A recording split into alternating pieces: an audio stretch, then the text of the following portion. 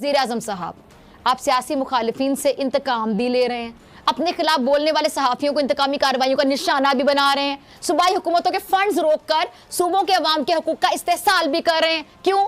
एक आजकल सड़क पे कोई बेचारा भिखारी हो, बेचारा गरीब मुफलिस हो, वो भी एक पेटीएम या एक हो ना वो एक मैं भारत पे का या भीम का एक वो स्कैनर लगाता है यहाँ पे स्टिकर लगाता है। तो अगर आपको देखना उसको 10 रुपए तो स्कैन करके 10 रुपए दे दो।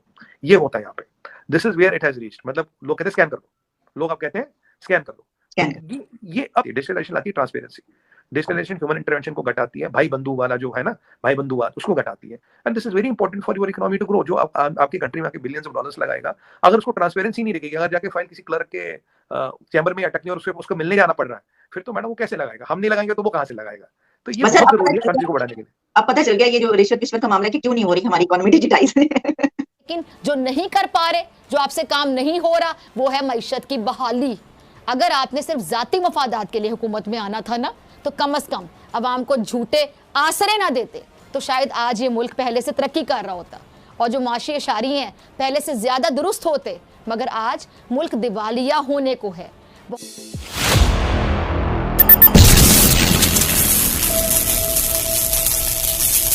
अब आप देखिए मेरे फोन पे लिटरली मेरा सारा बैंक चलता है, राइट। पहले एक टाइम में मैं जब मेरी पहली जॉब थी तो हमारे को सैलरी मिलती थी तो हम एक बैंक में जाते थे, वहाँ एक अंकल बैठे रहते थे चश्मा लगा के ऐसे, फिर चेक लेते थे, फिर चेक लेके लाइन में लगते थे 1-1.5 घंटा, छुट्टी लेके जाते थे क्यों बैंक से पैसे निकाले, फिर वो देखता था तेरा खाता है क्या, हाँ जी, फिर यूँ चश्मा करते थे, फिर साइन मिलाते थे, फिर अच्छा एक और साइन करके दिखाया, साइन नहीं मिल रहा तेरा, सर मैं ही तो हूँ, फिर अंकल को दुआ सलाम नमस्ते करो, कुछ टाइम में पहचानते थे, पैसे देते थे।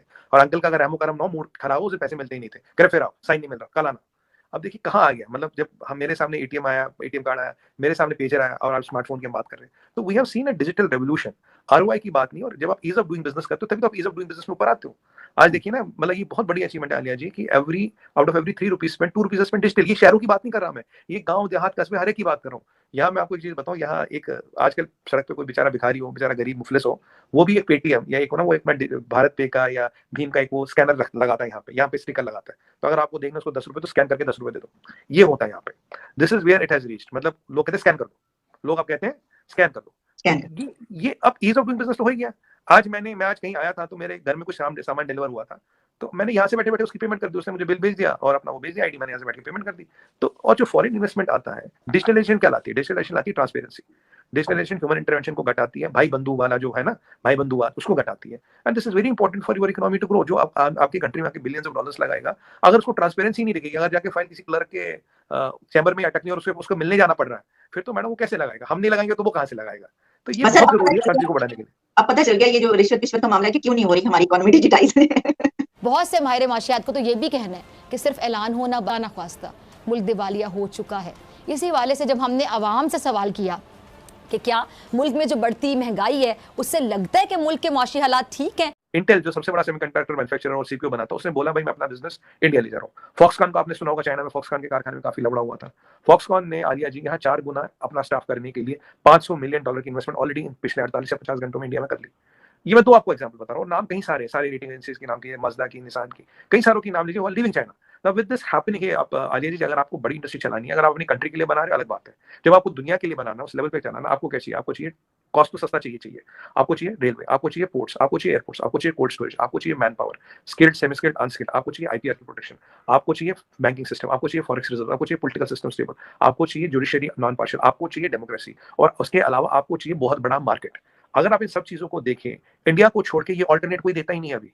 Minus China is not option, India is the but national option. इसीलिए lion share of business always comes to India. Laos, Cambodia, Bangladesh कुछ ना कुछ जाता है, पर दुनिया में भी जो सबसे बड़ा मार्केट है जिसके पास 100 साल है अब ग्रोथ है, वो तो इंडिया ही है ना। तो as a CEO, I have been a CEO, people used to ask me where will the next 100 million come from. तो आंसर यही होता है कि नेक्स्ट 100 मिलियन तो इंडिया से ही आ सकता है, कोई कंट्री है ही नहीं ऐसा आएगा। अभी इंडिया की इन्फ्लेशन आप कल देखें तो 6.8-6.9% पे आ गई है। यूएस की इन्फ्लेशन 12% पे चल रही है। US has double the inflation than India, UK has almost double the inflation than India.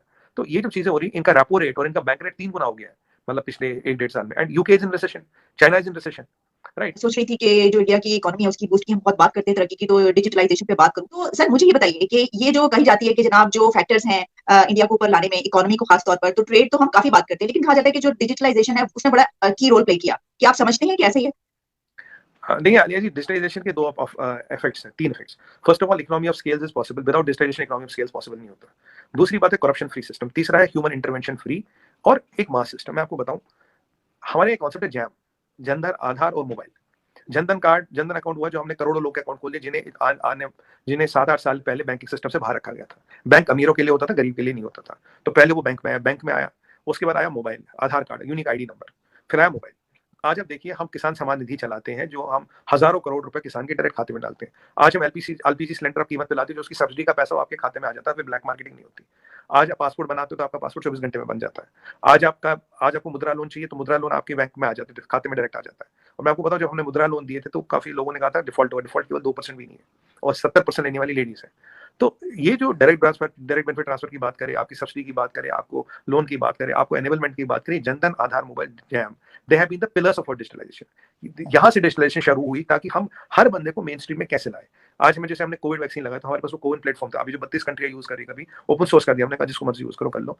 आपने देखो डॉक्टर जयशंकर साहब का एक स्टेटमेंट आया था कि बेटे से मिलने गए थे, कह रहा मेरा बेटा तो वो पर्चा वर्चा ढूंढ रहा था, मैंने अपना मोबाइल दिखाया। कि एक रेस्टोरेंट में जा रहे थे खाना खाने, तो उन्होंने बोला भाई आप कोविड वैक्सीनेटेड हो या नहीं हो, तो वो दिखाया। तो ये जो डिजिटाइजेशन है, फिर लैंड रिकॉर्ड्स डिजिटाइज हुए, रेवेन्यू रिकॉर्ड्स डिजिटाइज हुए, अब हमारा इनकम टैक्स जो है भरने का प्रोसीजर, इवन स्क्रूटनी का प्रोसीजर डिजिटाइज हो गया, एआई ड्रिवन है। पहले क्या होता था, जिसका जितना रिटर्न होता उसको जरूर नोटिस आती थी। अब क्या 99.99% लोगों को नोटिस आता ही नहीं, because it's all AI driven, right. So digitization has helped in a lot of things. अब मेरा इस साल कुछ रिफंड बनना था, विश्वास नहीं करेंगे, after filing with in 48 hours I got my refund. तो कहने की बात यह है कि ये जो डिजिटाइजेशन होती है, ये चीजों को स्ट्रीमलाइन करती है, छोटे बड़े का फर्क खत्म करती है, ये ह्यूमन इंटरवेंशन खत्म करती है, ये मास स्कीम्स को लागू करने में बेनिफिशियल होती है, ये कास्ट का डिवाइड, कम्युनिटी का डिवाइड, रीजन का डिवाइड, रिलीजन का डिवाइड, ये सारा खत्म करती है। जो मोदी जी कहते हैं सबका साथ, सबका विकास, सबका प्रयास और सबका विश्वास, उसको ला इम्पोर्टेंट। आज आपको यहाँ कुछ भी काम करना हो, 99% of things you can do digitally. आपको पेपर, कागज, अर्जी और दफ्तर जाने की जरूरत नहीं। आप घर से बैठ के सारी चीजें, आपको लाइसेंस रिन्यू करनी हो, आप किसी भी इंडिया में कहीं पे भी आप लाइसेंस रिन्यू कर सकते हैं। बैंक से पैसा डालना हो, निकालना हो। मैं आपको एक और बात बताऊं, हमारी पेमेंट्स की बात करें, हमारे यहाँ आलिया जी अभी इतनी पेमेंट्स हैं कि अमेरिका, चाइना और यूरोप को मिला के जितनी डिजिटल पेमेंट होती है उससे ज्यादा हमारे यहाँ होती है। और शुरू कितने साल हो गए, शुरू किए शायद 5-6 साल ही हो गए। Last year the amount of money done digitally was 1 trillion equivalent to digital by United Payment Interface जो गवर्नमेंट का जो हुई थी, $1 ट्रिलियन के मतलब था, $1 ट्रिलियन। यहाँ पे 66% of the money spend is digital, यानी कि अगर ₹3 स्पेंड होते हैं, ₹2 डिजिटली स्पेंड होते हैं। Digital payments market today is valued at $6 trillion, $6 trillion की वैल्यू है, and the rate is growing, it might reach even $10-12 trillion. तो ये जब चीजें होती है, इससे लोगों को मेन स्ट्रीम करने में बहुत फायदा होता है, इससे बेनिफिट्स को लोगों तक पहुंचाने में फायदा होता है, इसके लोगों में इक्वलिटी लाने को फायदा होती है। तो इसका बहुत बड़ा इंपॉर्टेंट रहा है डिजिटलाइजेशन ऑफ इकोनॉमी, जहां आपको पेपर फ्री और इंडिविजुअल फ्री और ज्योग्राफी फ्री आपका काम हो। नहीं तो हमारे जो गांव देहातों में लोग थे, उन्हें तो एक्सेस ही नहीं मिलता, बेचारों के जूते चप्पल घिसते थे शहर आके, क्या साहब नहीं आए, आज छुट्टी है, फिर आना। अब वो सारा अपने यहाँ से करते हैं। हमारे यहाँ जो मोबाइल फोन बिके हैं, करीब 1 बिलियन से ज्यादा स्मार्टफोन बिक चुके हैं इंडिया में, 1 बिलियन से ज्यादा, यानी कि ऑलमोस्ट हर आदमी के पास स्मार्टफोन है। हमारे यहाँ इंटरनेट सबसे सस्ता है पूरी दुनिया में, is the cheapest internet in the whole world.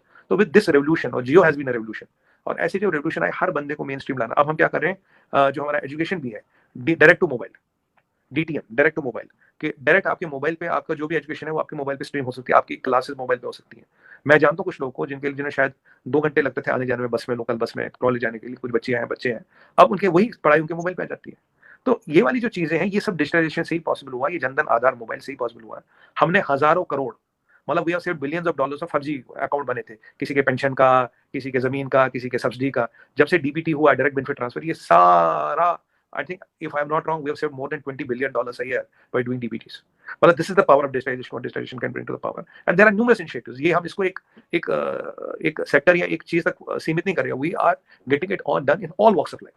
कि जितना डिजिटाइज हो सके। अब नया जो हमारे अभी एयरपोर्ट्स में आएगा, आपने शायद पढ़ा होगा, अभी एयरपोर्ट में बोर्डिंग कार्ड बनता है, फिर वो देखता है, फिर वो तेरा आईडी दिखाओ, फिर आधार कार्ड दिखाओ। अब will have a facial recognition system. आपको एक ऐप डाउनलोड करनी है, अपने कोऑर्डिनेट्स फीड करने, तो अब जैसे ही आप टिकट करोगे तो आधार आपकी टिकट हो गई, तो ऑटोमेटिकली आप it will all get updated. जैसे आप एयरपोर्ट जाओगे, आप एक मशीन के सामने खड़े होंगे, तो वो आपको अप्रूवल देगा। So it will be all humanless and it will be driven by the facial recognition and AI. तो ये चीजें हम कर रहे हैं। I think in 11 airports we are already starting it, बाकी एयरपोर्ट्स पे आ रहे हैं। So this also eases the this eases the way of doing business. Even ease of doing business में आप देखिए, हम करीब 60 पायदान ऊपर चढ़े, and still there's a lot to cover, but we are constantly working on it. ठीक। अच्छा, इसमें ना मेरे 2 सवाल है। एक तो ये कि क्या ये करने में, ये सारा सिस्टम बनाने में बहुत पैसा लगता है, क्योंकि हम अभी तक जो है, आपकी तो आबादी और मुल्क बहुत बड़ा, हमारे नहीं इतना, लेकिन फिर भी हम ये नहीं कर पाए अभी तक। तो और दूसरा सवाल ये कि इससे यकीनी तौर पर जो बाहर से इन्वेस्टमेंट आती है, बाहर के लोग जो काम करने आते हैं, और जो ट्रेड है, उसमें भी यकीनी तौर पर ये चीजें आसानी पैदा करती है। जी देखिए आलिया जी, इन्वेस्टमेंट की बात ये है कि जितना आप बचा लोगे उससे बहुत कम इन्वेस्टमेंट है। तो इन्वेस्टमेंट की बात नहीं है। देखिए बहुत बार सिस्टम ऐसे बनाया जाता है कि हर एक का कुछ ना कुछ कहीं ना कहीं से आता जाता रहे। तो अगर सिस्टम डिजिटल होगा, ह्यूमनलेस होगा, फेसलेस होगा, पेपरलेस होगा, तो आपके लिए तो फिर पता ही नहीं ना, आपके पास एक नंबर आएगा ना, कोड आएगा, आपको ये नहीं पता पीछे है कौन इसके। तो बहुत से लोग, बहुत से सिस्टम इसको लाने नहीं देना चाहते। मुझे नहीं पता हमने इस पे कितना खर्च किया है, but I know we have saved hundreds of billions of dollars, hundreds of billions of dollars we have saved because of this system. तो इसमें पैसे आरओआई का मसला नहीं है, आरओआई आपका शायद 1 साल में 2 साल में आ ही जाएगा, मतलब छोटी कंट्री हो बड़ी कंट्री हो, पर इंपॉर्टेंट है कि क्या आपकी मंशा है, do you want to do it और not, that is where the problem is. बहुत सी कंट्री इसको करना ही नहीं चाहती यार, जो एक सिस्टम बना है, जैसे ना हर टेबल पे फाइल चलती है तो कुछ ना कुछ झाड़ के जाती है, तो वो सिस्टम बंद हो जाता है। अच्छा बुला लो, बात कर लेंगे, बाहर मिल लो, चाय पीते हैं, कॉफी पीते हैं, वो सिस्टम ही नहीं है। यानी वो रिश्वत लेने और देने वाला जो सिलसिला है वो बंद हो जाता है। वो बंद हो जाता है। देखिए मैं आपको बताऊं, मैंने अपना पहला पासपोर्ट बनवाया था, तो मुझे लगता है मेरा पहला पासपोर्ट बनने में शायद 3 महीने लगे थे और बहुत चक्कर कटे थे, मतलब मैंने 97 में बनवाया था। उसके बाद जब भी मैंने पासपोर्ट बनाया तो इंडिया के बाहर बनवाया, अब काफी टाइम बाद मैंने इंडिया में पासपोर्ट बनवाया, अब की बार मेरा पासपोर्ट 24 घंटे में बन के आ गया। लास्ट टाइम मुझे याद है कि 3 या 6 महीने लगे थे और किस किस के चक्कर मैंने नहीं काटे थे और कहाँ कहाँ जूते नहीं किसे थे, अब की बार 24 घंटे में मेरा पासपोर्ट बन के आ गया। ये जो चीजें हुई है